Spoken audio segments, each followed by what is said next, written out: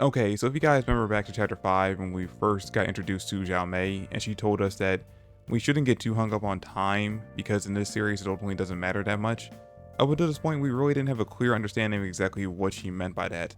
Because yeah, even though we had things like Rebecca's ability to reverse time and travel to different timelines, and we have things like the chronophage running around, for the most part, time still flowed the way it does in every other series.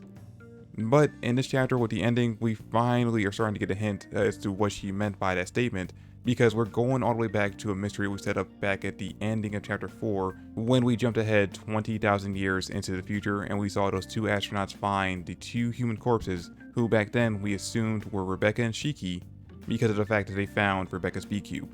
Okay, so the chapter picks up exactly where we left off with the last chapter, where we ended up finding out that Saint Firenox, the last remaining Euracean Saint Galactica that we hadn't been introduced to just yet, was actually Rebecca's mom this entire time, and that she's actually here being held in stasis on Lindard. Now, as soon as the chapter opens up and they find this out, Shiki immediately goes into attack Ziggy, but he pretty easily bats Shiki away, which kinda doesn't look good for Shiki at first when it comes to them power scaling each other, and basically with the idea that Shiki's gonna be fighting Ziggy one-on-one by the end of the chapter. And then Ziggy goes into full evil monologue mode, and this honestly might be the most heartbreaking moment of the entire chapter, because what he does is break down the entire reason why he has all these mutters in these stasis pods throughout this entire underground on the planet. And what we end up finding out is that even though we hoped when we found out that he had Wise and Homura's moms here in stasis, that we might get like a happy reunion, at the very least a happy reunion between Wise and his mom once this arc is over, that's not going to end up happening, because even though they are here and he's using them to gather their mother ether, they're both already dead. And as if this scene wasn't already sad enough, he also reveals that he has Jin and Clyde's mom there and Laguna's as well, and they're both already dead. In fact, every single mother he has in these stasis pods, the thousands upon thousands that he has underneath the surface of the planet, they're all already dead, and he's just using their dead bodies to gather their ether mother energy. Now, there is a upside to this entire scene, if you can call it that, and we end up finding out that the one exception to that rule is Saint Firenox. She actually is still alive, so there might be a chance we actually get a reunion between her and Rebecca. And we also end up getting a bit of information about Saint Firenox in this chapter. So apparently she was actually the archbishop of a church or religion that controlled time. And because of the fact that she had this ability, that's the only reason why, just like how it is for Shiki, how even though he hasn't really done anything evil, because of the fact that he has such high level of power, they deemed him a threat to the universe and made him an Euracean States Galactica. The same thing happened with Nox. She, apparently, as far as we hear from Ziggy in this chapter, she was only just the leader or the archbishop of a church or religion, and just because of the fact that she had the ability to control time, they deemed her as a threat to the universe and named her an Euracean States Galactica. So ultimately, she might not actually be evil like the others have been shown to be so far, with the exception of Elsie. But yeah, finding out that she was actually the archbishop of a religion that had the ability to control time, we're actually now getting some very clear hints as to where Rebecca got her ability with Cat Leaper from. And I'm hoping that once Nox actually ends up waking up, if she survives this arc, that once her and Rebecca actually reunite, we get more information exactly where this ability came from, and possibly she might end up training Rebecca on how to more finely control it. Anyway, getting back to Ziggy's evil monologue, just like I predicted in my last review, he ends up telling us that the reason why he's actually gathering this ether mother energy from all these mothers is because he plans on using it to track down Mother. And then this is when we get thrown the curveball that I didn't honestly expect, because up until this point we all kind of figured that the reason why Ziggy wanted to find Mother was so they can use the wish he gets from finding her to erase all organic life from the universe and let it be controlled completely by robots and androids. But no, apparently he actually doesn't want to use a wish from her at all. What he wants to do is kill her. And the reason why he wants to kill Mother actually does make a bit of sense, because as he puts it in this chapter, she is actually the mother of all organic life in the universe. So getting rid of her means that no more organic life will be created after he destroys and wipes out the ones that are currently here. So I guess his plan is basically take her out and then go on his widespread campaign of destroying all organic life throughout the universe. Then Shiki goes in to attack him, but before he can, Ziggy teleports him away using the ability he stole from Poseidon Arrow, and before he teleports to wherever he sent Shiki, he tells Rebecca and the gang that basically if they want to activate their plan to summon the chronophage, then they can do it now because they've finally made it to the planet's core, which is where they're currently at right now. And after he teleports away, they immediately start questioning, how the fuck does he know what their plan is? And immediately Wise brings up the idea that there might be a mole inside their organization, inside their group, but I don't think that's actually what the case is here. I think we're finally getting clear, real hints to the fan theory that's actually been going around for a while now, that's actually become very popular, that Ziggy might be a future version of Shiki that's already gone through all of this. Now, after finding out what's been going on in the core of the planet this entire time, Rebecca no longer wants to go forward with the plan of summoning the chronophage, which I don't really understand the reason why she doesn't want to do it. I mean, yeah, there's the danger of her mom being hurt by the chronophage, but all they have to do is take her out of the pod that's literally right in front of them and take her on board Ether Zero with them. That's it. It's the same plan, just one extra body to bring her with them on board the ship. And when it comes to Wise's mom, Homer's mom, and all the other moms that are there, they're all already dead.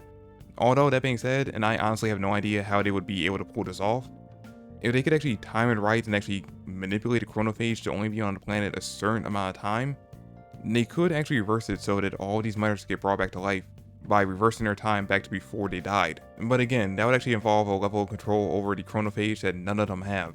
So it'll be something very difficult to pull off, but I could see Hiro actually going that route and bringing all these mothers back to life depending on how sad he wants his arc to be. Then we cut over to where Ziggy teleported him and Shiki to, and we see the two of them finally starting up their fight, with each using gravity fists and clashing, causing a giant explosion, destroying the ground around them. And then Shiki immediately goes into its overdrive and the two of them start fighting, and they're pretty evenly matched as far as we can see so far, which makes sense because we go back to the fight between LZ and Ziggy. We saw that LZ was actually a little bit stronger than Ziggy, and she mentioned during our fight that the last time she sparred with Shiki, he was almost as strong as her. Now at the end of the chapter during their fight, Ziggy actually takes a moment and says that this actually makes sense that Shiki would be this strong, considering he's someone who is actually outside of the moment of time, which Shiki has no idea what he means by that, and this is when we actually get to the end of the chapter where we cut back to that scene we saw in the ending of chapter 4, which is 20,000 years into the future, where those two astronauts found the human male and female corpse, which we assumed were Rebecca and Shiki because of the fact that they found Rebecca's B-cube, which, by the way, they mentioned that they have no idea what this thing is, which would make sense because it's 20,000 years into the future. To them, it's ancient technology, so they might not understand exactly what it was used for back then. But anyway, in the chapter, we actually get to see more of the space around the two astronauts, and in the background, we can see what looks like the wreckage of both the Eden Zero and the Eden's 1. And on top of that, at the end of the chapter, one of the astronauts actually ends up picking up a life signal coming from the male corpse. And if I'm being completely honest with you guys, as of right now, I have no theories or ideas as to what Hiro is doing with this whole 20,000 years into the future thing. Because the fact that Shiki, as they mentioned in chapter 4, when they found the corpses, or when they found the male and female specimen, they looked pretty old. So I assumed that meant they were just nothing but bones at this point, like they're completely mummified corpses just found on this random rock in space. But the fact that they're showing life signals from the male corpse, I have no idea how that's going to end up working out. Now, when it comes to Ziggy's remarks about Shiki being a man out of time or someone outside of the moment of time, that makes sense to me because we go back to the ending of the last arc when we got to see Shiki at that crossroads. I theorized, and I think this is actually kind of getting more confirmation that might be true, that in that moment when Shiki actually made the decision to leave Narrow 66 instead of trying to stop the bombs, that was actually Shiki creating Universe 3. Which means, just like Rebecca, Shiki actually has some ability to manipulate time. We're just not aware exactly how it works yet. But anyway guys, that's it for chapter 200. Now all week I've been hearing nothing but people be excited about this chapter and how much Hiro was hyping it up.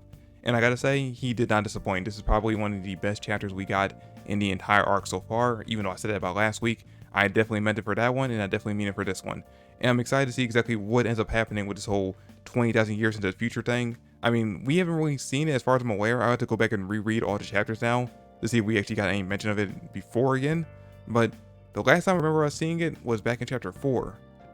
So the fact that we're 196 chapters later, finally bringing that back up, I'm excited to see exactly what ends up coming of that. And I mean, obviously, I'm excited to see the fight go down between Shiki and Ziggy. Unfortunately though, it doesn't look like we're going to be getting into either one of those things in the next chapter because of the fact that the chapter's title is Melting.